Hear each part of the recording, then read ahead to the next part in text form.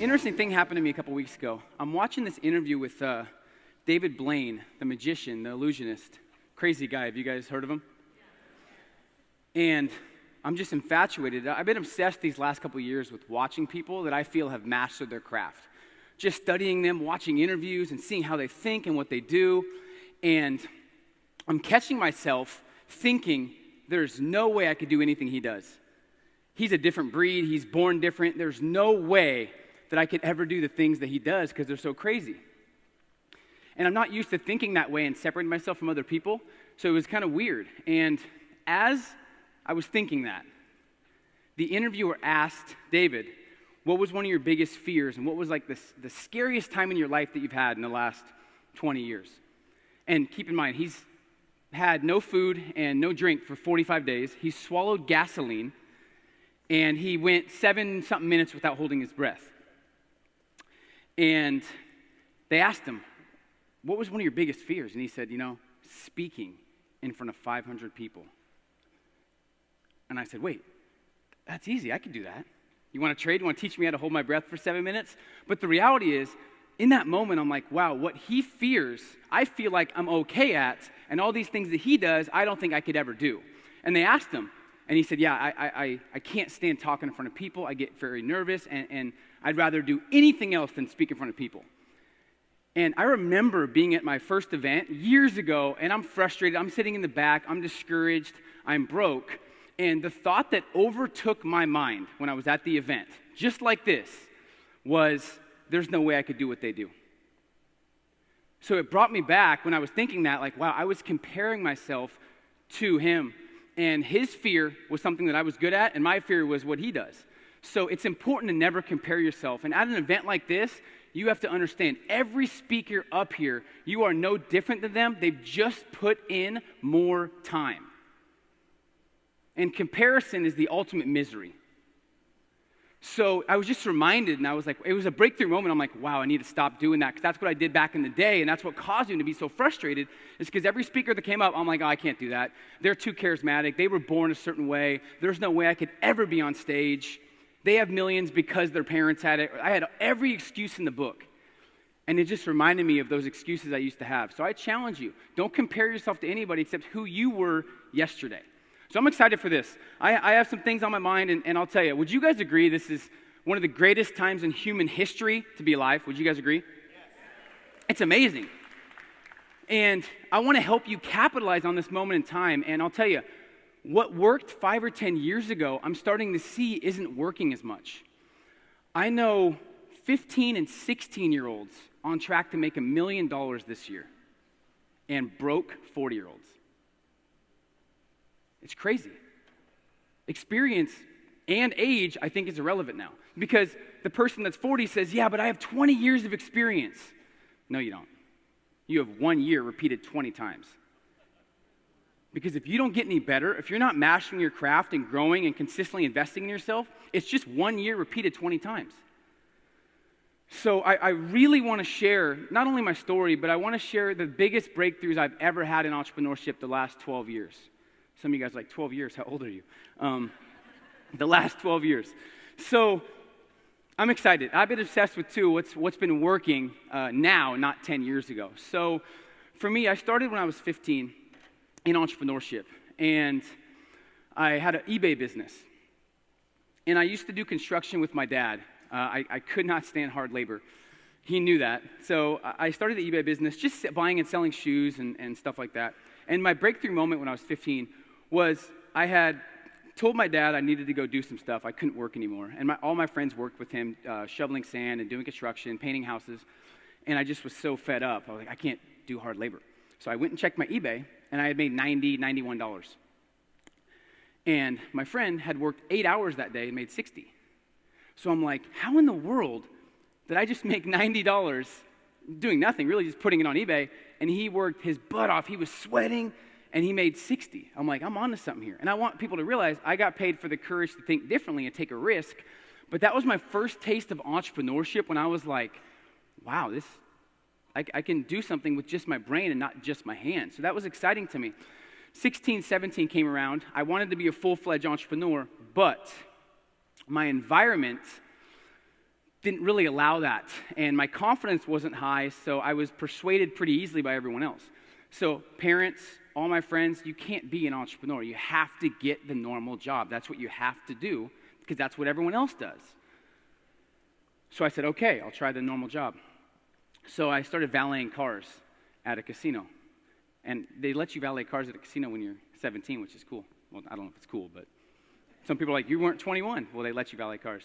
So I remember thinking, and I remember adding up my paycheck. I was making $7.05 an hour. And I remember adding up the paychecks and thinking, okay, $7.05 times 40 hours a week times the 2 months I was going to work. And I'm thinking, no matter what I do or how valuable I get or how many customers I help, I'm going to make the exact same amount. And something inside me just didn't sit well. And there was someone there that worked there 6 months to a year, more than me. He got paid a lot more, and he did bare minimum and was very lazy. And I just didn't feel like that was fair. So I quit. And I felt like there was more, and I wanted to build a life on my terms. I wanted to get paid what I felt like I was worth. But where I was from, a very small town of like 7,000 people, it was unheard of. So a year went by, went to college, and got a job in sales. And that really changed my life because I saw potential based on how hard I worked. That's what I was paid. But I also got reality check because you need discipline, and you need to know how to schedule your time, and you need to actually be self-motivated. I was fired up and excited. My problem was I was energized and ambitious, but didn't have any guidance. So I was inconsistent, I struggled, and eventually, I'll fast forward and tell you the whole story, but eventually I went broke. And I had told all my friends, all my family, I said, I'm going to be an entrepreneur. And does anyone have that feeling where you tell someone you're going to do something, and then you don't do it, or you feel like you failed? Raise your hand. It's this feeling inside that I'll never forget this feeling, where I felt like I let myself down, but I also felt embarrassed that I let everyone else down. So I'm going to fast forward a little bit, and the first breakthrough I had was someone told me, if you're broke, you have to invest in yourself. You have to study personal development. So I started studying everything. And that actually made it worse for me because I was so overwhelmed. There were so many opinions. I was reading books, audios, videos, studying all these different courses, and I was so overwhelmed. So now I'm broke and overwhelmed, and I'm listening to people say, study personal development, study all these things, but I didn't really understand the power of mastery.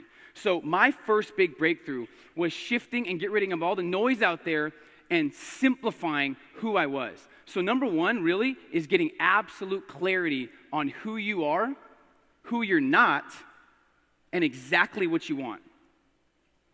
And it can't be vague. I didn't know exactly what I wanted, but I knew I didn't want to be in that spot anymore. I hated the feeling of having no choices and being frustrated, discouraged, and broke. So I got crystal clear. I got rid of all the noise in my head.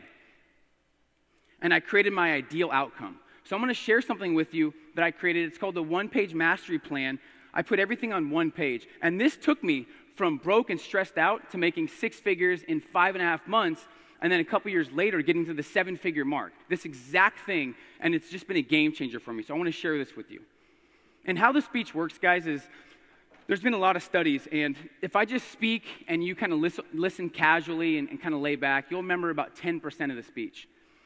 If you actually take notes, you'll remember about 45%. But if you get engaged, shout back the answers, get fired up, get excited, you'll remember 85%. And I really want to make sure you have the guidance. My whole purpose of this speech is to make you think different and give you a proven roadmap so you guys can maximize and capitalize in this new economy the next 6 months to a year. So I had to get clear on exactly what I wanted. If I ask 100 entrepreneurs, what do you want? What is your ideal outcome in the next 6 months? 99 out of 100 do not know. They're too vague. Oh, I want more money. Yeah, everybody does. But what exactly do you want? So the first step on this page is creating your ideal vision. Simple, 1 paragraph. How many employees do you want? What business are you running? How involved are you in the business? How much money are you making monthly? Who's on your team? And the key here is to base this off your potential, not your past. I see a lot of people basing everything off their insecurities and their past. And that was me. No, you have to base it off what's possible and base it off your potential. There's no limitations when you do this. So what is your ideal outcome for the next 6 months. So for me, I wanted to get out of debt. I wanted to make more money. I wanted to feel fulfilled, have peace of mind. I wanted to build my sales team. So the next thing you have to do on this page, and this is simplifying everything in your head to just one page.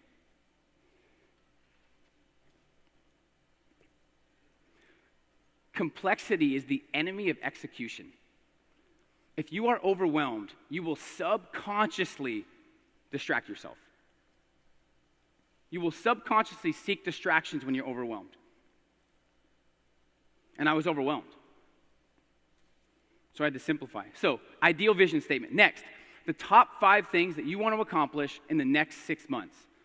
The top 5 things, your big 5. If me and you were hanging out in 6 months from now, what would have had to happen for you to be completely satisfied and excited about your results in 6 months? So your big 5. You don't need to do your big 5 now and write everything down. Just write big 5, your top 5 things you want to accomplish. You can go back and fill it out later. Then here's a big one. Next is your top 3 to 4 values. What is most important to you? This is where fulfillment and peace of mind and legacy comes in play. I had no clue what values were. I was just trying to work. I had no guidance, but I had ambition and energy, but that left me broke. And I felt like my ambition didn't match my bank account or my results. So you need more than ambition and energy. You need a proven roadmap, and you need to understand your values and really understand who you are. So values, and they change over time. But I had to put my values in place. What was number 1? Flexibility and freedom. I knew the feeling I got when someone told me what to do. I just knew the feeling of having disrespectful bosses and people that told me what I was worth. I knew that feeling I had, and I never wanted to feel that again. So number 1 for me was flexibility and autonomy and freedom. That's what I wanted. No one to tell me what to do or what I'm worth, and I wanted to travel when I wanted to travel. Next was impact and influence, and I wanted to build a legacy. And then third was financial freedom. So some people, everyone's going to live based off their values subconsciously. So if money's number 1, you know people in society that money's number 1. You can tell by their actions. And then you know people that legacy's number 1. And it's cool mapping out my values because now I know what my values are, very intact.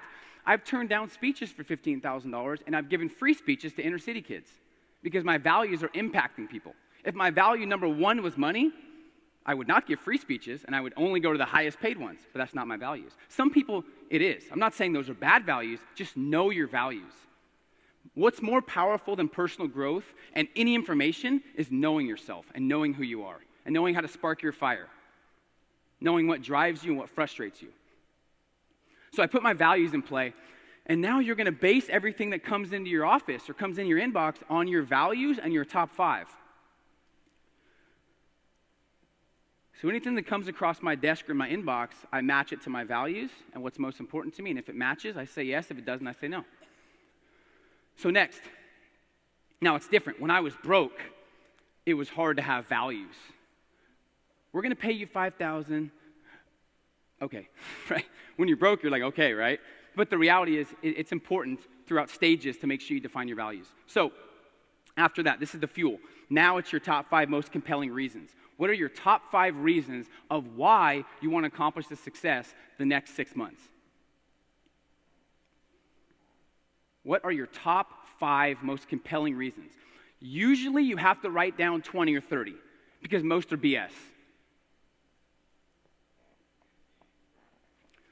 So, top 20, and then cross out the ones that you know don't fire you up. If you're not waking up at 4 or 5 in the morning, fired up and excited, you don't have strong enough reasons.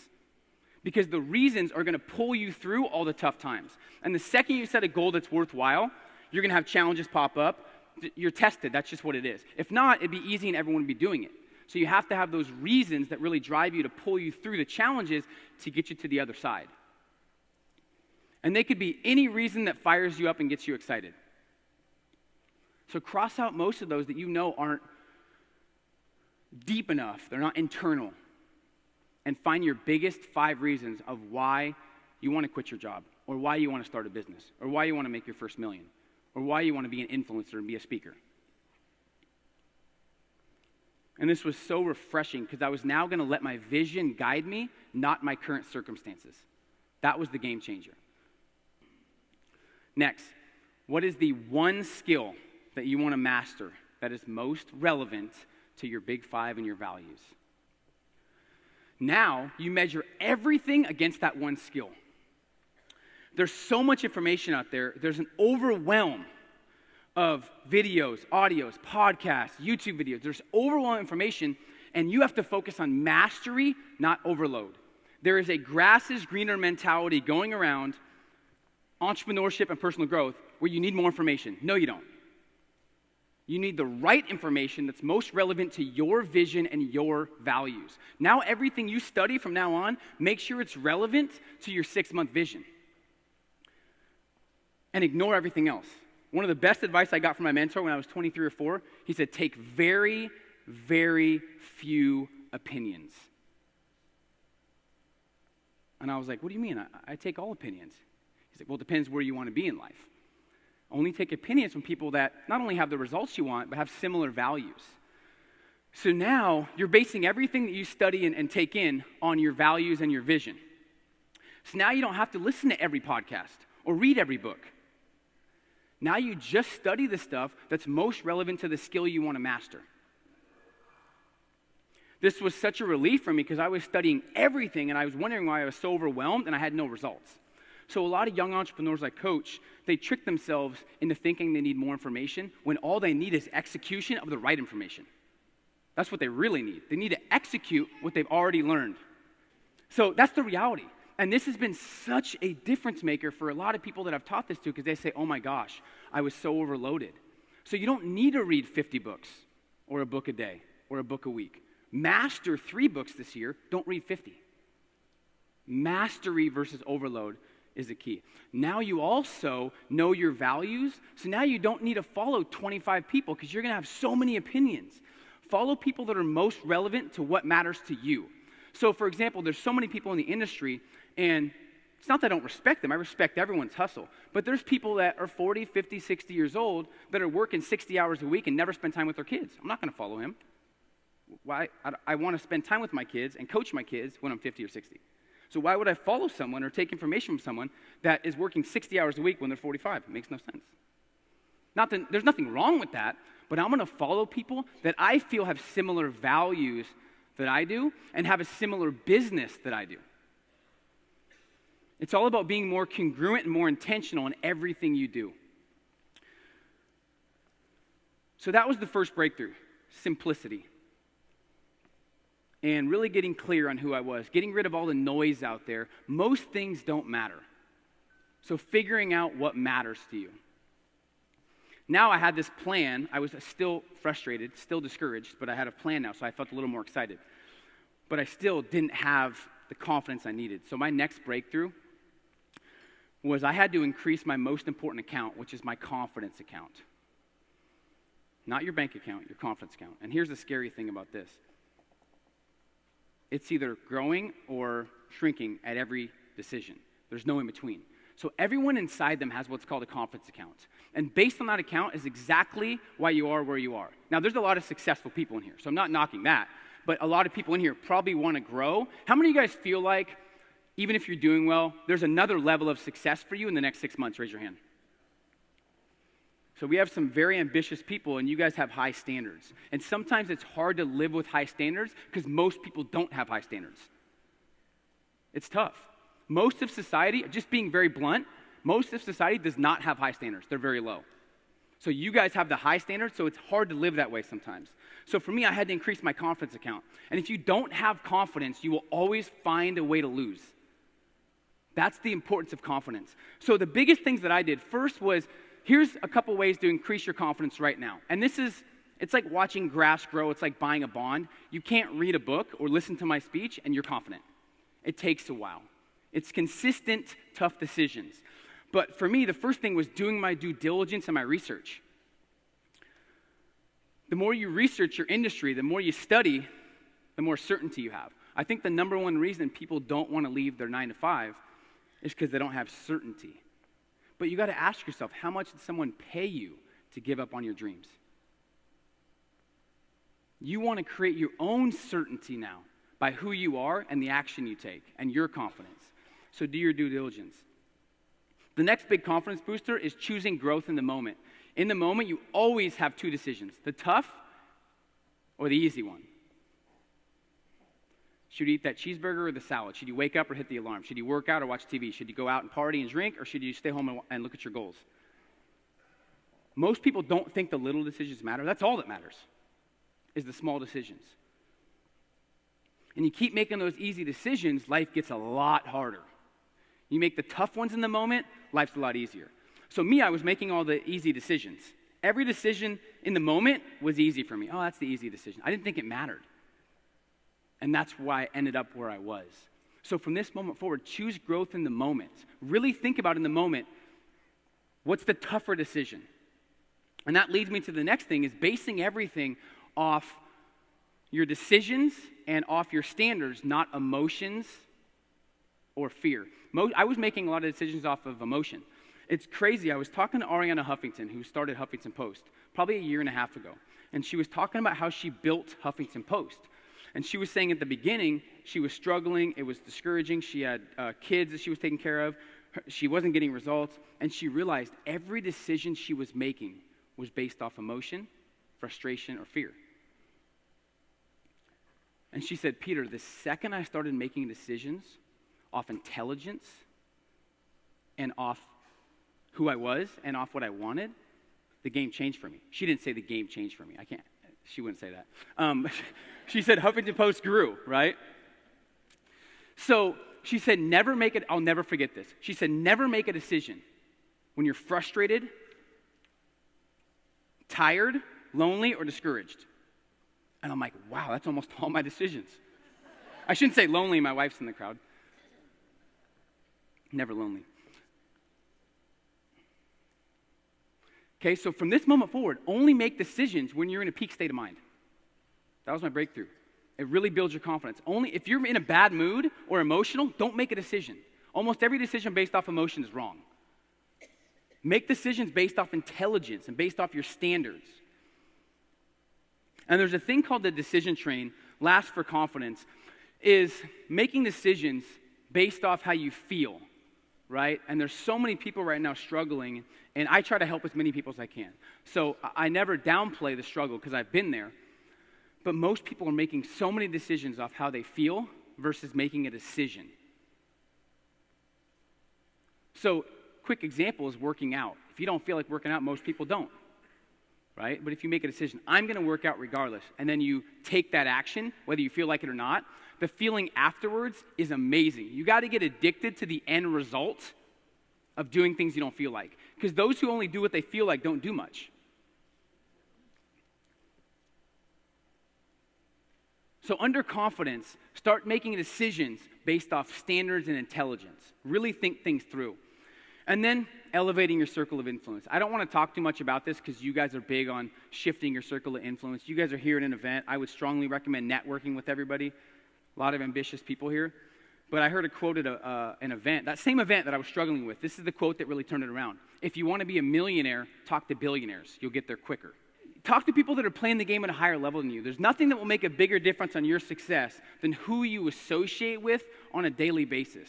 Your circle of influence is going to make or break you. So the first thing I'll tell you with circle of influence that's going to increase your confidence is get rid of toxic people who don't make you feel exceptional.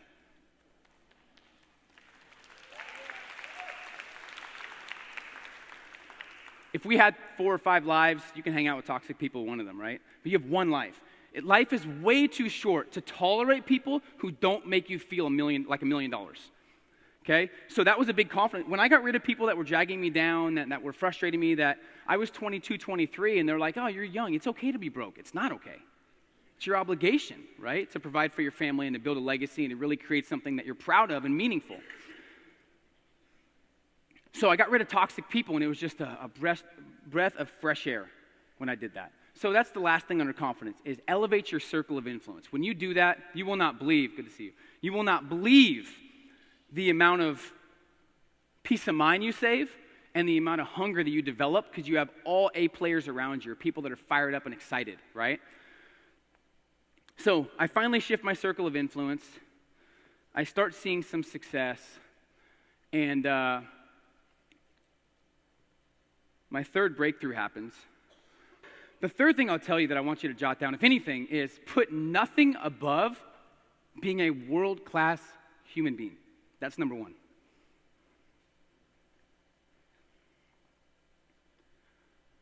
Put nothing above that. And I've been around the last 5 or 10 years. Been lucky to travel everywhere, speak, meet some amazing people, be in some amazing circles. And there's nothing you should put above being a world-class human being first, period. I know best-selling authors, multi-million-dollar producers, people with net worths of over $100 million, but their kids don't know who they are.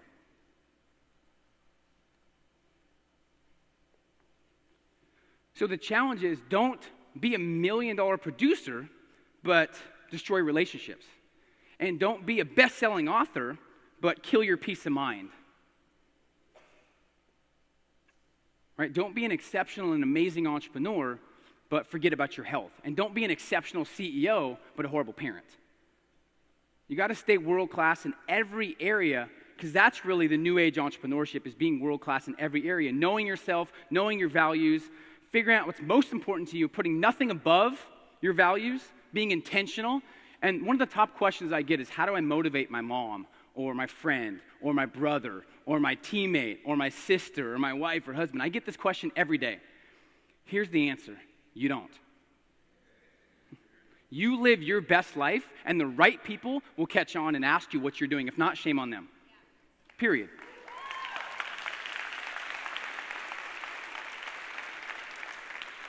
I used to get so frustrated because I was so excited about life, and I tried to motivate. And the people who, this is funny. It's not funny, but it is. The people who need it the most are the ones who don't take it. It's like the strangest thing, but that's just how it is. I'm glad you guys agree. It's true. So you don't need to motivate people. Just live your best life. Be an example. Lead by example. If you walk the walk, you don't need to talk the talk. Right? So be the example that you want people to follow, and I promise the right people will catch on. Then you'll get people out of the woodworks. You'll get people in your family saying, hey, what are you doing? I see you traveling. You're always so happy. What are you doing? And then you could say, come here, let me show you.